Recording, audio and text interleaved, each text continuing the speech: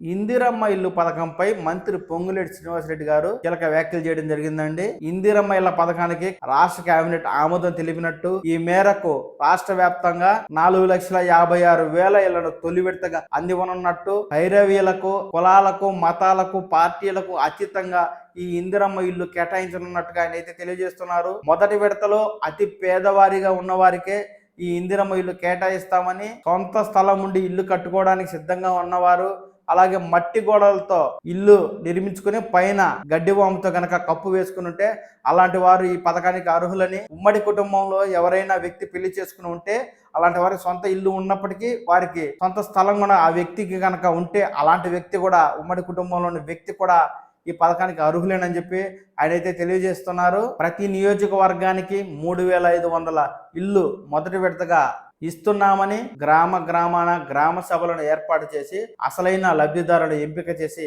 అలాంటి వారికి ఇందిరమ్మ ఇల్లు పథకం ద్వారా ఇల్లు నిర్మించుకోవడానికి 5 లక్షల రూపాయలు ఆర్థిక సహాయం చేస్తామని చెప్పి మంత్రి గారు అయితే తెలియజేస్తున్నారు. లబ్ధిదారుడు బేస్మెంట్ వేసుకోగానే మొదటి విడతగా వారి ఖాతాలో ₹1,00,000 ప్రభుత్వం జమ చేస్తుందని, అలాగే గోడలు నిర్మించుకుని స్లాబ్కు సిద్ధంగా ఉన్నప్పుడు వారి ఖాతాలో రెండవ విడతగా మరో ₹1,00,000 వేస్తామని, లబ్ధిదారుడు స్లాబ్ వేసిన వెంటనే వారి ఖాతాలో మూడో విడతగా ₹2,00,000 అమౌంట్ అయితే జమ చేస్తామని, అలాగే ఇల్లు పూర్తయిన తర్వాత 4వ విడతగా ₹1,00,000 వారి ఖాతాలో జమ చేస్తామని, ఈ మేరకు ఎటువంటి అవినీతి తావు లేకుండా లబ్ధిదారుడి ఆధార్ నెంబర్ ద్వారా వారి ఖాతాకే నేరుగా ఈ ఇందిరమ్మ ఇల్లు డబ్బుని బదిలీ చేస్తామంటూ మంత్రి గారు అయితే తెలియజేస్తున్నారండి. ఈ మేరకు ఇప్పటికే ఇందిరమ్మ ఇల్లు నమూనాలను ప్రభుత్వం తాజాగా ప్రకటించిన విషయం తెలిసిందే. కాగా లబ్ధిదారుడు 400 చదరపు అడుగులకు స్థలానికి తగ్గకుండా ఇల్లు నిర్మించుకోవాలని ఆయన అయితే తెలియజేస్తున్నారు.